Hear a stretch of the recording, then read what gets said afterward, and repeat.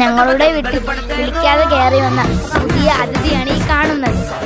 ആരോ വളർത്തിയിരുന്ന പൂച്ച ഇപ്പൊ നമ്മുടെ വീട്ടിൽ കയറി. അതിന്റെ ചാടിക്കളി കാണാൻ നല്ല രസമാണ്.